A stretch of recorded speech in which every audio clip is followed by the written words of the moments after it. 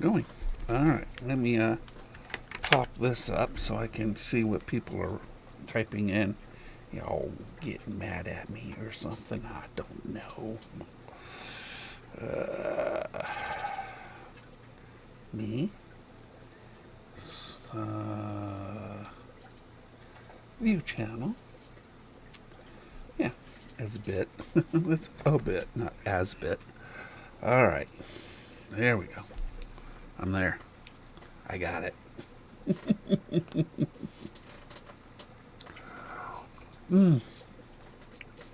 I went to Goodwill and got a monitor for over here by my fly tying station.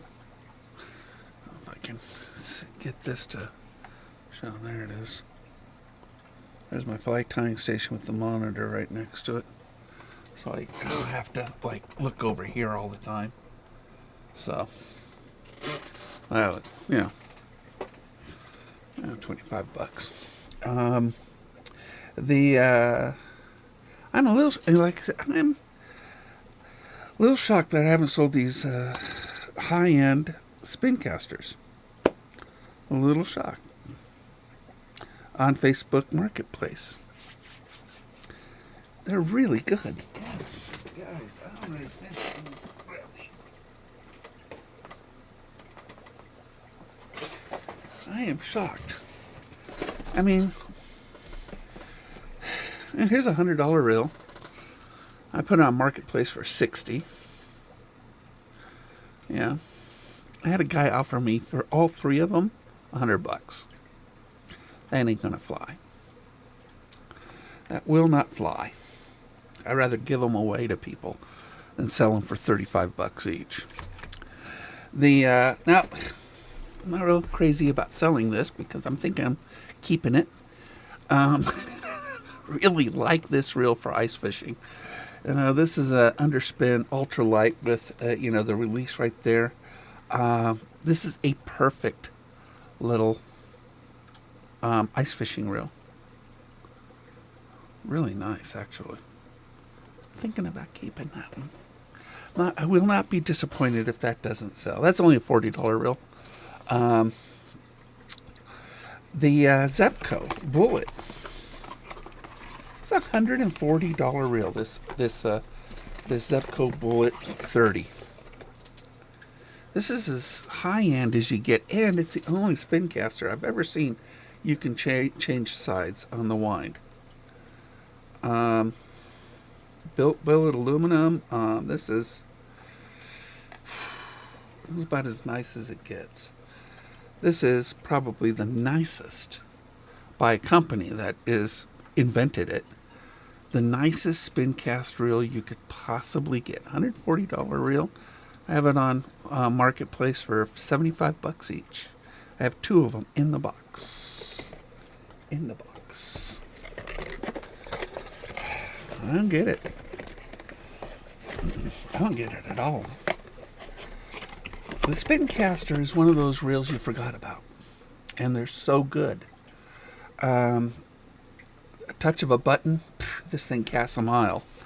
And anybody, I mean, even a child, we learned on these. I don't get it. I mean, is everybody just so stuck on spinning reels and bait casters that you forgot how good a spin caster is? I think so. I think you guys forgot.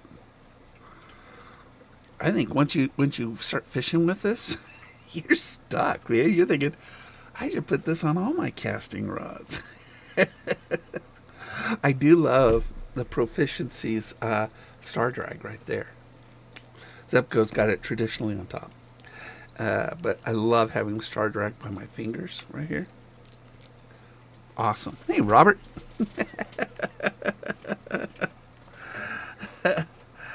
Yeah, it's just one of those things you just forgot. Hey, Robert, do you have one of my books? Do you have one of my books? Because in your package, if you don't have one, well, I'll put one on your package.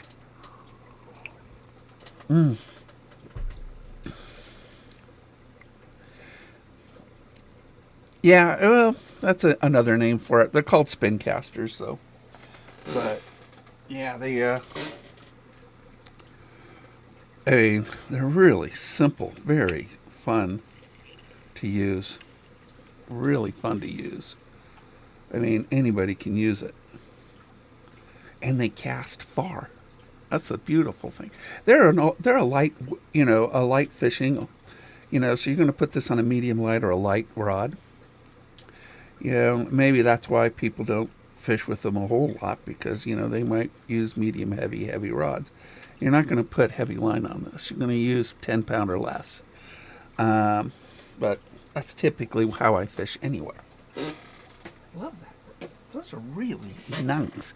But I really like... We sent the books to my brother. Oh, yeah. We'll get you one. We'll put one in there. I got a shipment of them. So we'll, to Robert. We'll put one in there. I really like this reel. This Underspin 40 XD. And I do a lot of ice fishing. So I think this reel is... I might take it off Marketplace. I think I'll keep this one. It's a beautiful reel. God, it's gorgeous. And I put this on one of my ice fishing rods and just have a good time with it. I have a really nice ice fishing rod, and I have a nice ice fishing reel.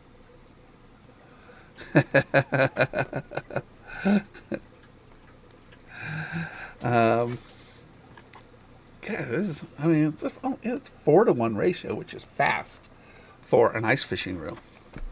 Typically, you're lucky to get 3-to-1. That's so cool. It's an ultralight. That is so cool. Yeah, I'll take this off Marketplace. This is mine. Just keep looking at it, and I like it. We'll take that off Marketplace. We're gonna use that on ice fishing stuff. So I had somebody post on one of my videos this morning, and I commented back. He on my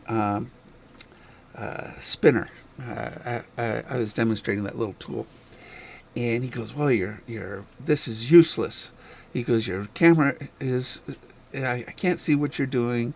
You put a bead next to the clevis and stuff like that." Kind of a negative. And I says, "Well," I go, "yeah, you got a point on the video. Not a very good angle on it. It's not useless because you get to see the tool get used. And 3, I didn't use a clevis." So I don't think it was a MEP style, and MEP styles do not use clevises. I know that does look perfect for ice fishing, man. Let's open it, because I ain't selling it unless somebody offers today. I'll go online today and remove it, and put it down as I changed my mind. Let's see. Let's cut this away.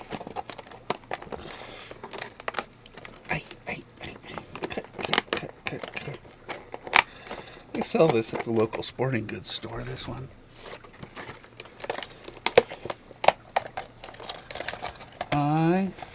It comes pre-wound, too. Pre-spooled. But look at that. And then you got this little release right here. So imagine you're just there, and it just will release it. I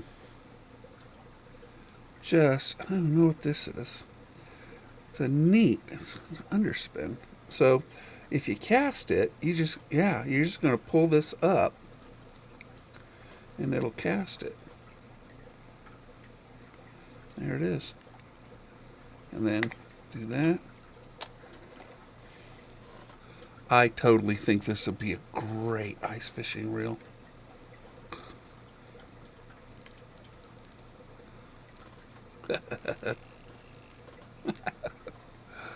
That is so cool. And this is your drag right here. That is a great little reel for ice fishing. That is a great little reel. I'm going to have to switch that around because I'm a right-handed guy. I can't do left-handed. And it's a Daiwa, so we're going to switch this thing around.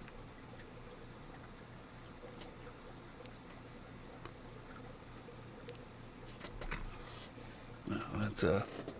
Everything's a Phillips. All right, so this is flathead.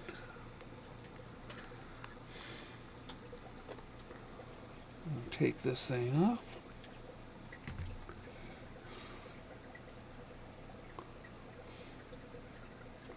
Switch this around.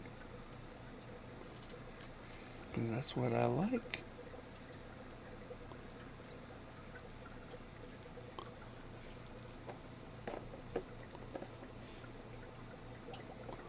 Not an easy switch, not like most.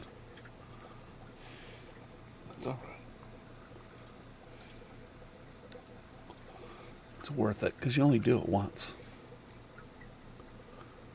All right, I'm going to switch that around to there.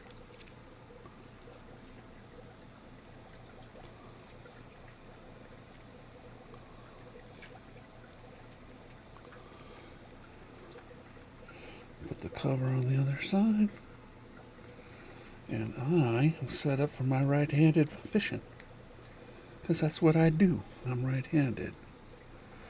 I guess a lot of lefties or right-handed people use their left hand for reeling. I never got used to that.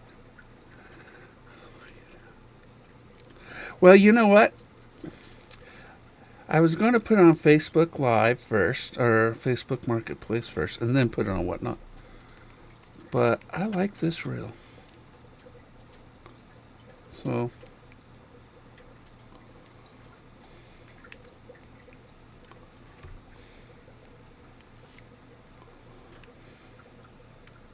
there it goes. Gonna put that in right there. Yeah, it's a complicated handle switch, but like I said, you only do it once.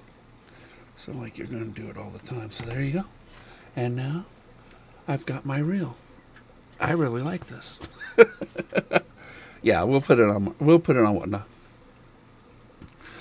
So I don't think I have anything else coming in. Because I got your stuff, and then I've got 5 reels. 5 reels.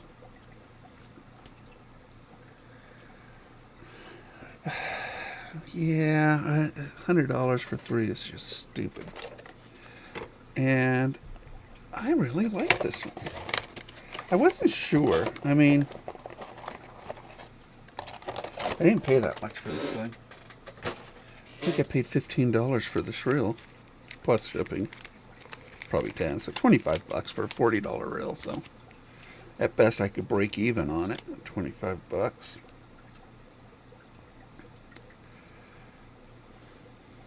Yeah, this is the instruction manual. It'll be really cool. Anti-reverse, yeah.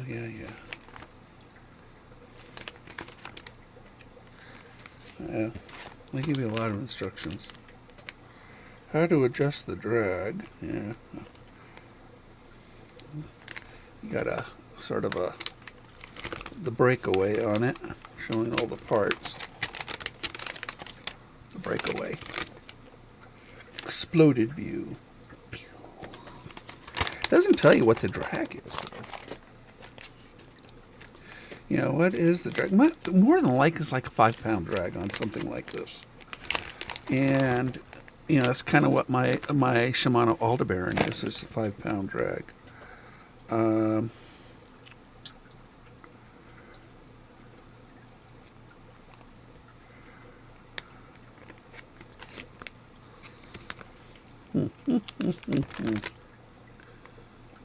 Yeah. An extra order for an extra spools warranty.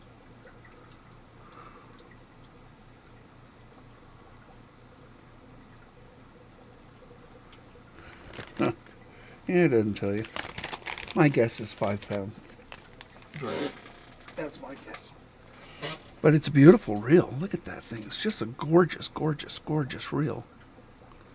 I love that. Oh, that would be really cool. Glass bottom over a shipwreck. As long as the water's clear. I like it. I don't know why nobody bought that. I got to go on Facebook and remove it. Let's see. Facebook, because, yeah. Marketplace, selling. And we are going to delete listing. There we go. 7 people clicked on it. No, I haven't sold. All right. Deleted it. Deleted it. It's mine. It's mine, mine, mine. Totally mine. I'm looking forward to it. So, it'll be a fun.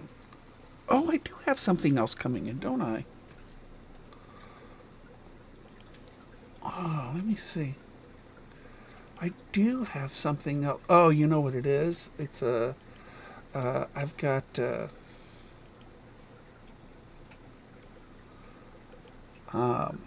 Spinner stuff coming in. Spinner stuff. And 2 fly vices. Yeah. And then the spinner stuff also has an ice fishing tent. So, but all that is for me to make spinners. So, really good. That's a big lot of just blades.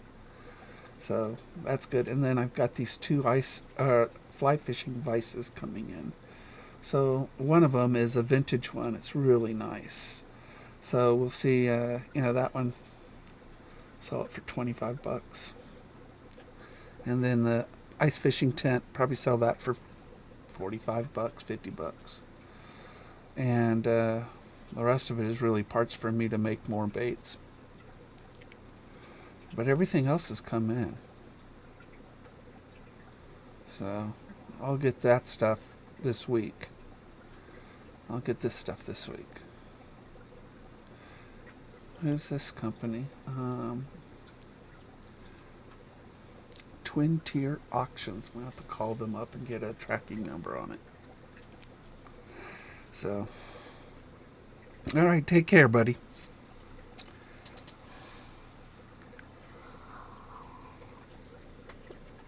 Glass bottom boat's cool. I did that once. Where was it? Morro Bay, I think.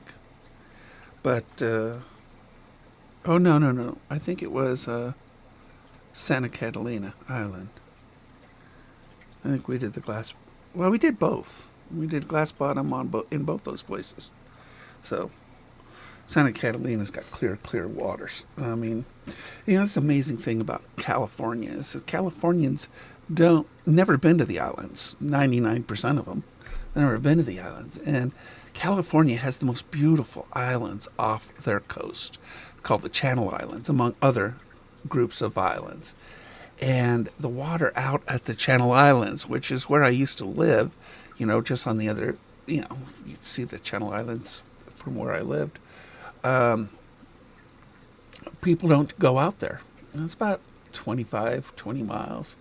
And but they're big islands. And Santa Cruz Island is one of the islands. And San Rafael and Anacapa. Anacapa's got this really cool blowhole, and it's got an arch rock, and it's got a lighthouse on it. I think it's Santa Cruz Island that has the Chumash Indian village ruins, big eucalyptus groves, and sea caves that you can kayak through. And in between the islands, the blue whales will migrate and they breed, and they spawn there, and just an amazing sight. Because you'll get to see the blue whales, the killer whales, the orcas, a lot of gray whales, humpbacks. I mean, just all the whales just sort of go in between the islands, and it's just an amazing sight. and then you're on your kayak or on a small boat, and you could literally, these with our arms reach, it feels like, of these whales. And I think it's the longest cave that you can kayak through in North America. Um, it's about 300 yards, I think, something like that. It's gorgeous. I mean, it's just gorgeous, and you can camp out there, and it's towed in, towed off. Um, well worth it. If you're in California, or if you want to make a really cool trip and see something you've never, I mean, the water's crystal clear out there. I mean, you look over your boat and your kayak, and you're just, bam, there's the bottom of the ocean, and then you see all the marine life. I mean, there's so much marine life out there. It's just, I mean, there are some things that are only on the islands that aren't on the mainland. It's just, well,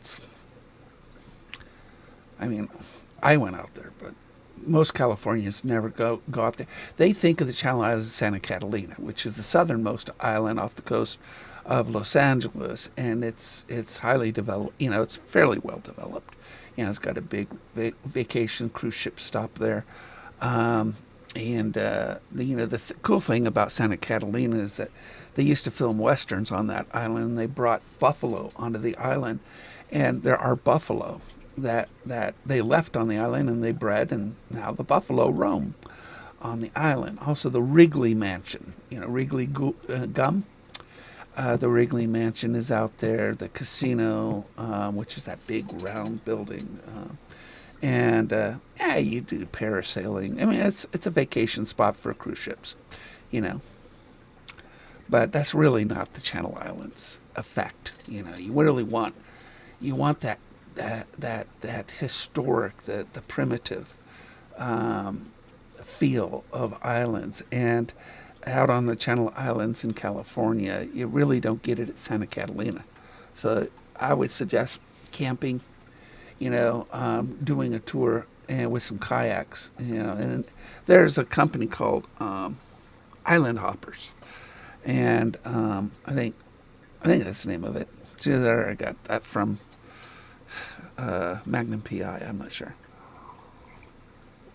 I think it's Island Hoppers, but that's the charter, the official charter from Ventura out to the islands, and there's a package you can buy with that they'll drop you off out there for a few days or 5 days or whatever you want, and they'll take you out there with your kayaks, and I think you can rent kayaks from them, and so you can go out there and get a primitive spot, and remember, it's towed in, towed off, no water, so you're gonna have to bring your own water and stuff like that. So it's really very rustic but very cool. And then when you just kayak around the islands, especially in the winter, because the winter's when the whales come in, and so January, February, March, that time is really a fantastic time to go out there. Hopefully you got good weather. Typically it is pretty good weather, and you need a wetsuit, a 2-3 wetsuit, full suit, and just go out there and just have a great time. It really is one of those things where if you go out there with friends, I mean, you come back with memories you've never had before, and memories that you will, nowadays you can videotape everything. I mean, back when I was a kid, you didn't have video recorders, and our cameras were Instamatics, and if they got wet, forget it. Hey, Lee. Chesapeake Bay, Maryland. I love Maryland. Have some friends, a lot of friends actually in Maryland. So been to Washington D.C. many times, and Maryland is beautiful, green, lush. When I retired, I wouldn't look anything east of the Mississippi because your humidity there is just crazy. first time my wife and I went to Maryland, we actually landed in Baltimore, and then we rented a car to go to D.C., Bethesda actually, and we had the air conditioner on and everything. We stopped in, and then we opened up our doors. Instantly, our glasses fogged up in like half a second. It was like, what is that? And it was the humidity was so nuts. And now I know why it's so lush and green, over there. It's gorgeous. But the humidity, the bugs, cicadas, and stuff like, my kids would not enjoy that at all. So I did not look at east of the Mississippi. As much as I think Washington, D.C. is the coolest city in the country to visit with all the Smithsonians. And you can just go in and, our tax dollars pay for it. And it's just beautiful. I mean, it's an impressive city. And it's more of a town. But wow, I love. And then, some of the food there is just. Although what I do miss is Mexican food. There are no good Mexican places in Maryland. I mean, California. I'm 22 years living in Fresno, and Fresno's got the best Mexican food in the country. It's 55% Mexican. It's awesome. But I do love, Maryland's beautiful. Maryland is absolutely stunning. It's funny. I went to FedEx Field to watch a Redskins game. It was Redskins against the Seattle Seahawks. And I was a big Mark Brunell fan because I'm a Jacksonville fan. And at that point, he was starting quarterback for the Redskins. And so I think I meant to turn, I was in Silver Springs. I turned right instead of left onto the parkway. And I ended up going through a couple states before I came all the way around and found FedEx Field. That's one thing about how small those states are. They're tiny, It's like you just go. I mean, they're like counties. But it was really cool because Mark Brunell, in that game, it was the third game of the season, and Seattle it was tied game, and Seattle had a chip shot of a field goal to make at the very end of the game with no time left practically, and they missed it and went into overtime, and Mark Brunell did what Mark Brunell did. He drove them down, got a field goal, and won the game in overtime. It was great to see Mark play because it was Jacksonville, so it's like he started the franchise there. So, but it was really cool. I mean, Maryland is worth a trip for everybody in the country because there's so much to see in Maryland. So much to see. I would definitely recommend that. I mean, Washington, D.C., there are certain cities in this country that I think everybody should go see. There's Washington, D.C., because if you love to be impressed, that's it. If you're a history buff, I mean, Washington, D.C. is pretty cool when it comes to history, but there is a city that beats it, and that's Boston. Boston is history. I mean, it's everything. I love Boston. And I love what Boston did to preserve its history. I mean, all the highways are underground. Okay, they didn't want to disrupt the roads in the city and the town. So you drive underground and you pop up in your car somewhere. But walking, something like the Freedom Trail, I think that's what they call it, where Paul Revere started from his house. You start from Paul Revere's house all the way, and it takes you all the way, and you walk it.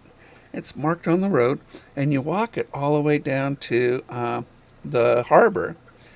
And the harbor ends at the USS Constitution, which is an amazing ship to see. And so I walked the entire Freedom Trail. And that was a lot of fun. That was pretty cool. I was by myself. I went there. I was on business, but I got there a day early because I'd never been to Boston, and I just had to check out Boston, and it was really very, very cool. And then if you're into space, if you're a space nut, and who isn't, to be honest, you got to go Huntsville, Alabama. Huntsville, Alabama is the home of NASA. And when you go to the NASA facilities there, which has every rocket they've ever created on display, including a space shuttle on top of the boosters, is, and they have a space camp that is second to none. And Huntsville is a beautiful town. Good food too. I went to a bratwurst place that is just off the hook. Bratwurst. I love bratwurst. But those are really the cities. I would avoid California, to be honest. There's really, what used to be beautiful there, San Francisco, is trash. Here in Oregon, Portland used to be beautiful, but it's trashed. But those three cities, depending on your likes, you got to go to Washington, D.C. I think the most impressive thing I saw at Washington, D.C. was in where the Declaration of Independence and the Bill of Rights were. I forgot what that's called. The National Archives. But in that rotunda, there was another display case, and you could barely see the the Declaration of Independence. It's faded quite a bit. But to the right, there was the Emancipation Proclamation that Abraham Lincoln wrote. It was this big. It was on a piece of paper this big. It was like a tear-off notepad. He wrote down the Emancipation Proclamation. And back then, when I was there, Nancy Pelosi and stuff said, well, if you have to pass it to read it. And it was like a 3,000-page document. Nobody could read it. So it was going on right then and there. And I'm thinking, okay, so here's a document this big. It's probably 130 words. That freed an entire race of people. This big. And I think it was Obamacare, I think, that was being passed at the time. And simplicity. That's what it looked like. It was just a simple document. That it was the most impressive document. Out of all the things I've seen in Washington, D.C., it was the Emancipation Proclamation that impressed me the most. I mean, the memorials are fantastic, don't get me wrong. I mean, everything was, I went to the National History Museum, of course, and my wife wanted to see the Hope Diamond, which was on display. I didn't think it was that impressive, but she wanted to see it. But the cool thing is, dinosaurs were in the same building, and I like dinosaurs. I'm such a guy. But that Emancipation Proclamation, the most impressive thing I saw at Washington, D.C. And I would recommend everybody to go to the National Archives and take the short little tour that they have there. It was really amazing. Also, I think it was the Aerospace Museum. I enjoyed the Wright Brothers room, but I also saw a lot of Alexander Graham Bell stuff. And Alexander Graham Bell was the modern Leonardo da Vinci. You forget how much stuff he invented. The iron lung to save his life, Braille to communicate with the deaf or the blind, and the hydro. He had the water speed record. He invented the hydrofoil. National Geographic is a magazine he started, still around today. It is really amazing. I love certain cities of the United States. There are certain towns that are just worthy of a visit, but Boston's expensive. The nice thing about the Smithsonian's, I think there's 16 or 17 of them, they're all free. So, you do be a tourist for free, in Washington, D.C., and they're paid for. In Huntsville, That was pretty cheap too. It was really affordable actually. Huntsville, Alabama. So really, it's Boston that you're going to be, feel. It was so cool. Oh, this restaurant doesn't exist anymore. When I got there, I was hungry, and I went down to I was staying right at the harbor, in Boston, and I found a beat cop. And I asked the beat cops always know where the good restaurants are, right? Always ask the locals. So I asked the guy. I said, "Where's a good place to eat?" And he goes, and it was dark. And he goes, "You go down there, two more, piers." He goes, "You're going to go down that pier. You're going to see a light on in a doorway." He says, "Go in the doorway and go up those stairs." He says, "That's a great place to eat." I said, "Okay." So I did exactly what and sure enough, it was dark, and I saw this light in a lit doorway, and I went in, and it was nondescript, and so I went up these stairs, and it was a bustling restaurant called the No Name Restaurant. Now, in this restaurant, they were serving all their meals on paper plates and their drinks in plastic cups. No Name Restaurant. It doesn't exist anymore. I looked it up just a year or so ago, and they went out of business, I guess. Probably COVID. But they served lobster and lobster roll, just all sorts of great food. It was really good. The cop was right. Always ask a local person where the good restaurants are. Never. Try not to Google it. Just go in a store or a gas station or anywhere and just ask somebody, preferably not homeless, and where the good restaurants are. And that's what I do. I mean, when I was in Hong Kong or Taiwan, I just asked locals, where good food was. And sometimes it was a street vendor or something like that. One of my business associates, when we were in Hong Kong, took me to a Michelin star restaurant. It's the only 3 Michelin star in that part of the world. And I said, "Well, I've never been to a Michelin star restaurant, so let's go." And I was pretty disappointed. You think Michelin star, you expect the best, of the best. It wasn't that good. Sorry.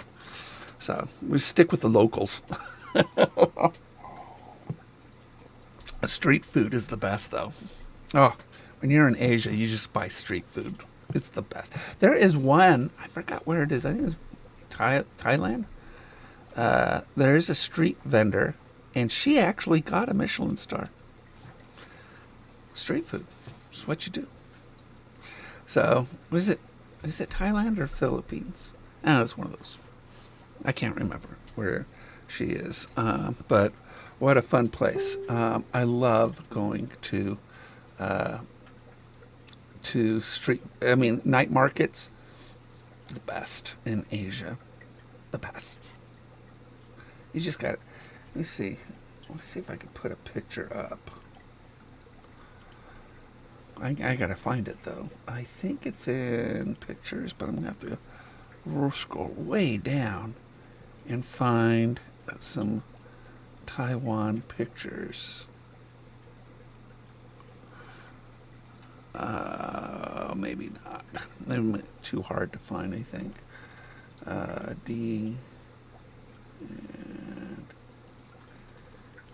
Pictures. Yeah. Probably not. But the lantern festivals and stuff like that in Taiwan is, well, you just gotta. You can't. Okay, I can't find it. And I just loved it. I used to work in Taiwan, and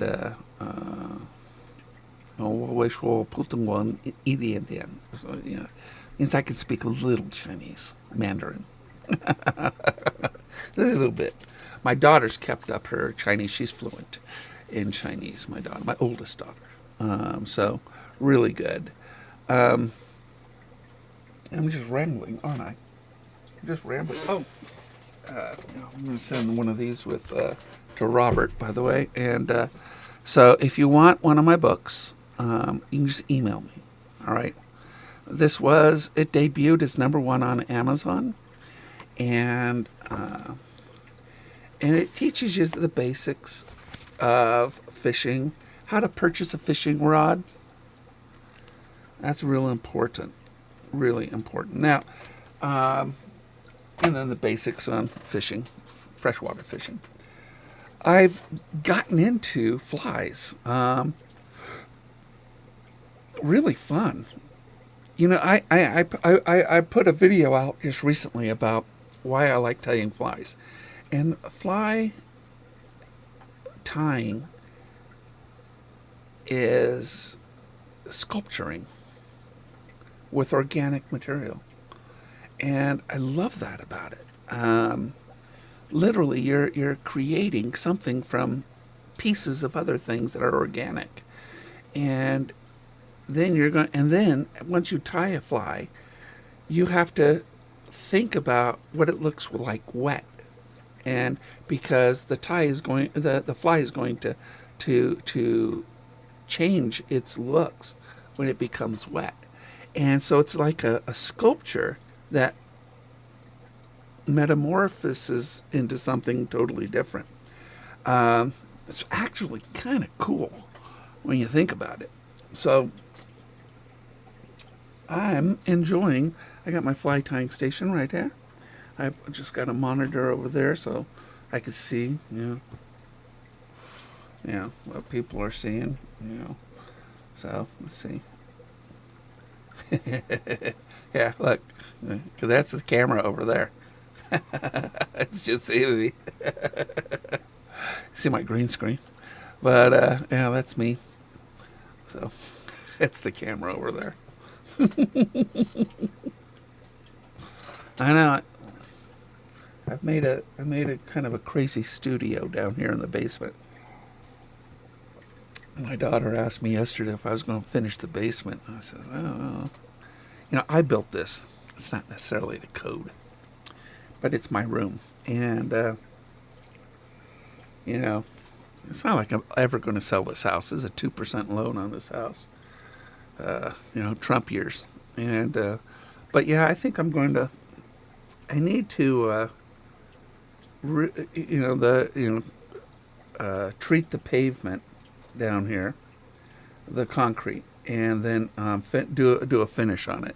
A nice epoxy finish on it. And then once that's done, once the floor is done down here, then I can think about doing other things.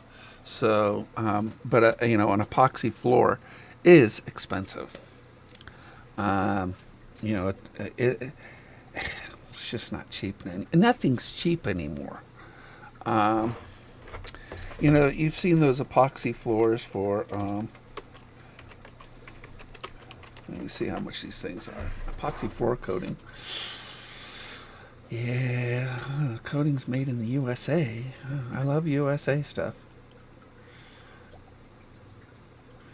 But yeah, this is kind of what you gotta do down here. I'm looking, to be honest, I am looking at about, I don't know, 10, 30, 20, 30, 6,000 square feet. No, I'm not looking at 6,000, 20 times 30 is 600 square feet. So probably 1,000 square feet is what I'm looking at. Down here, 1,000 square feet. And well, there's a company that does it for you. It's not that hard to do. It's prep. Once you prep, you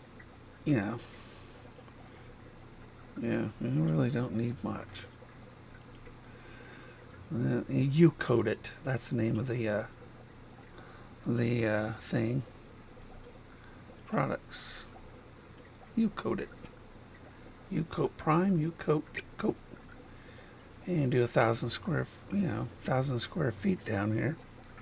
I have a big basement, but you really got to put a really nice finish on the flooring, and then you can build on top of it. If I want to carpet it, I can carpet it. If I don't, wouldn't want to, I don't think, and just put some throw rugs down after I put this U coat on it, and it would be really, really nice. Really nice. Yeah, systems. Yeah, this is. Woo, my goodness! I'm looking. Let's see. See, do 400 to 575 square feet. That would be $250. So, it would cost me $500.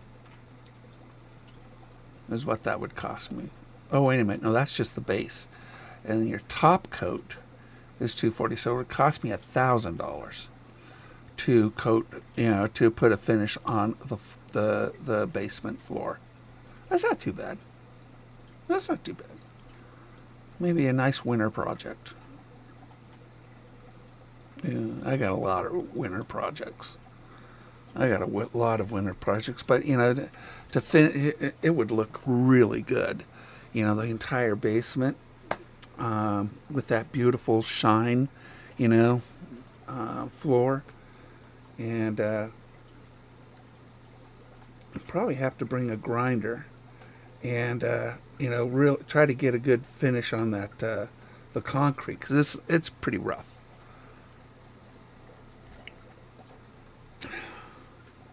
Probably have to bring in more concrete in order to smooth it out, self-leveling, and get that done.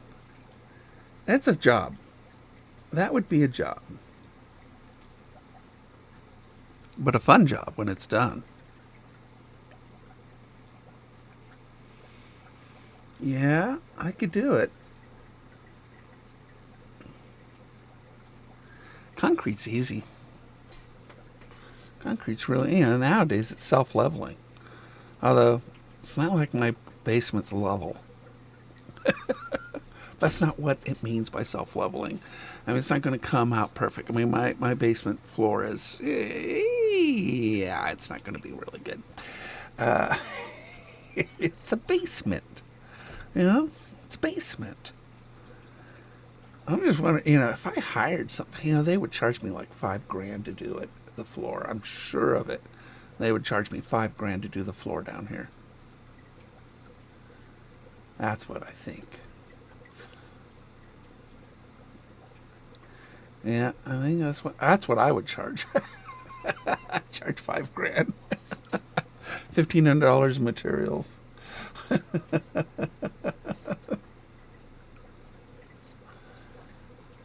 It would look pretty cool, though. It would look really cool. And the nice thing is about the epoxy, too, is you could actually, color it any color you want. Even give it a texture if you want with flakes or something like that. You can do whatever you want with that. See, now I'm thinking of, my daughter put it in my head, so yeah, it would look really good. It would look really, it would cost me $1,000 just in the glaze, and then I'd have to look up, finishing rough concrete. Yeah, because you can't just pour concrete on concrete. It'll separate.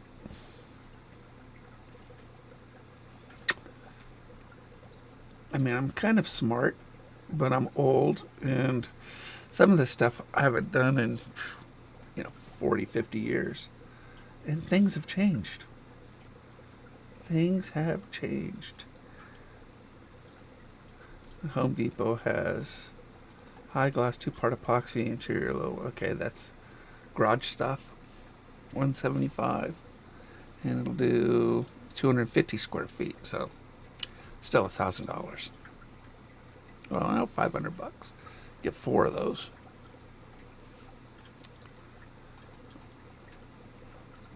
Yeah, it would still. I don't know, it's $500. And I gotta prep it. There's gotta be a ton of prep on this floor. You guys ever do it? You guys ever epoxy concrete floor?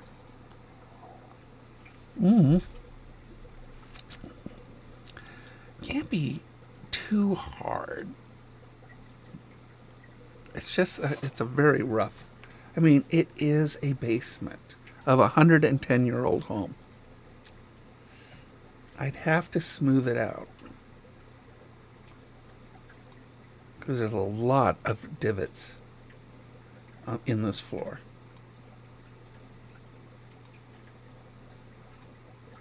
How do you smooth out a rough concrete? You can't just pour concrete on it, because I don't think it'll stick. I think it'll come apart. I think. I'll have to do some research on this. We'll do some research on it. Yeah, and finish the flooring down here. And once I finish the floor, then I can look at putting sheetrock up on the walls. And it'll have to have, because I've got my water heater and furnace in the middle of the basement. So that area is I'm going to have to frame that and with access. So it'll have this center wall, where the hot water heater and the furnace are.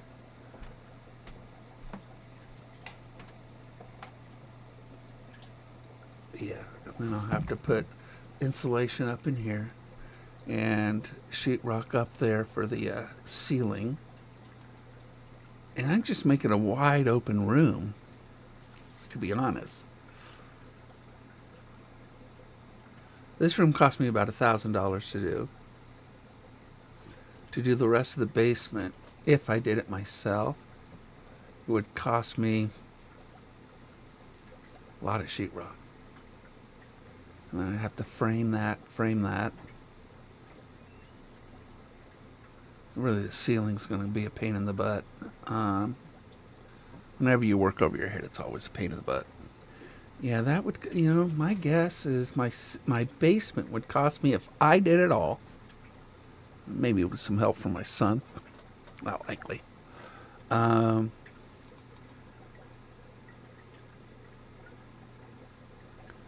to think of it. To make it nice would probably cost me about $3,000. Yeah, I think it would cost me about $3,000. Oh, everything costs money, but it would be a beautiful room.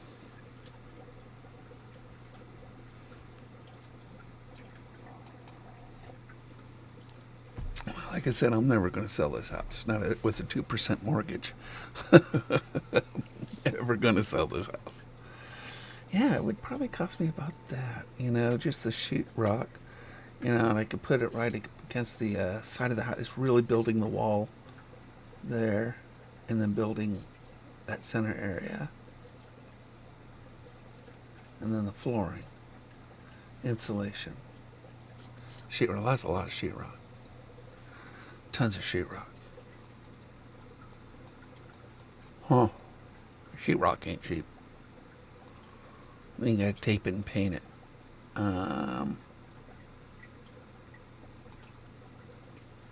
The floor for sure. We'll probably get the floor done this winter. Well, it gets pretty cold here. If I'm going to do it, I'll probably have to do it right now. Before it gets too cold, because we get snow. But boy, having an epoxy floor would look really, really good in my basement. It would look really good. Oh my goodness.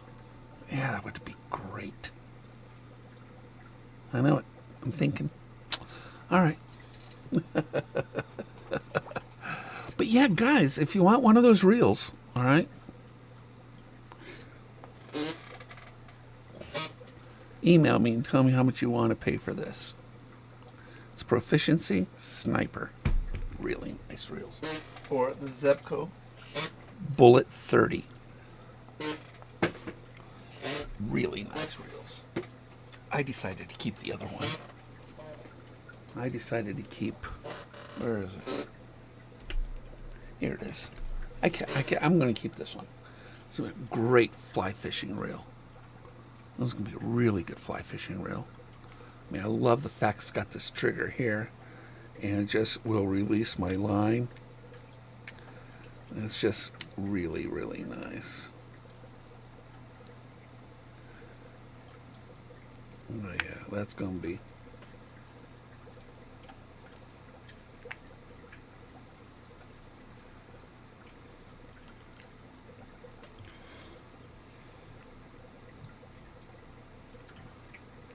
Oh yeah.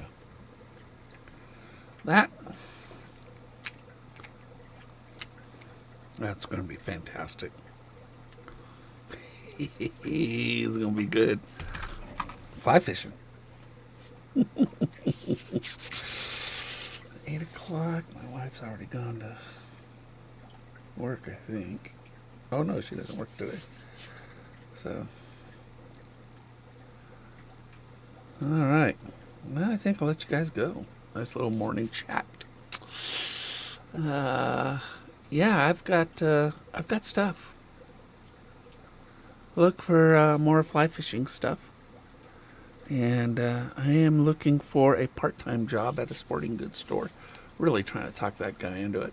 I've already sold something in his... I've actually twice I've sold in a store. I mean, I'm a salesman. Just part-time.